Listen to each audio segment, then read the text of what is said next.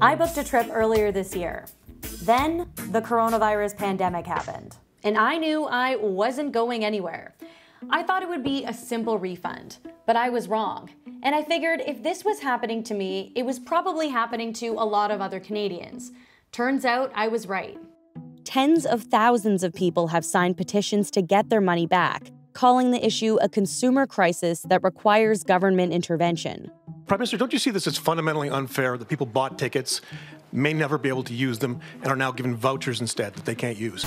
We're looking to make sure that Canadians are supported financially through this time, but that also we're going to come back with airlines that function here in Canada for the long term. But the question still stands. Why won't Canadian Airlines give me my money back? Mr. Trudeau's position is akin to someone saying, well, I want to help both the bank robber and the bank. This is not a case of two interests of equal level.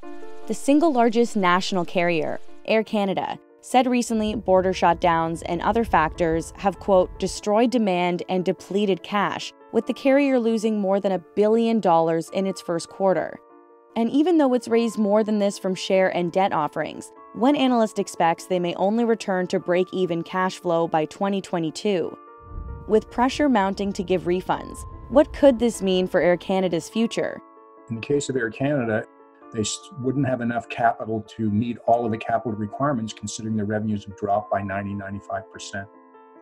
So the only way that the government can force the airlines to do that is to ask the airlines to disperse more cash, which they don't really have, and that could lead to bankruptcy. So I'm not sure the Canadian government wants to be known as the organization that actually caused the bankruptcy of Canadian Airlines. And in fact, Canada can't really let that happen. The Canadian government is the outlier compared to officials within the European Union and the US. In both places, they're ordering airlines to give people some sort of refund. The European Commission recommended in May that airlines and travel companies should be offering people a voucher valid for at least a year. In the States, officials are pushing airlines to give people their money back in full. That's because U.S. carriers are sitting on more than $10 billion of Americans' money in the form of vouchers. But they're required by law to give refunds when they cancel flights and can't offer an alternative. In Canada, consumer protection laws vary by province. In Quebec, for example, when there's what lawyers call an act of God, like a pandemic, consumers have the right to a refund in their original form of payment. But what can you do as a last resort to try to get a refund when the airline won't pay?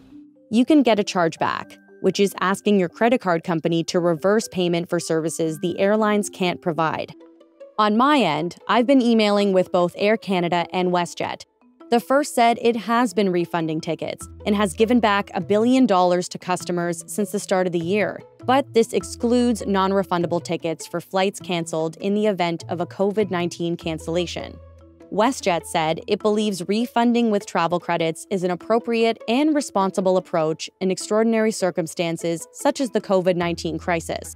And in true Canadian fashion, it also sent me a personal apology. Still no refund from either though, and I won't be going anywhere anytime soon.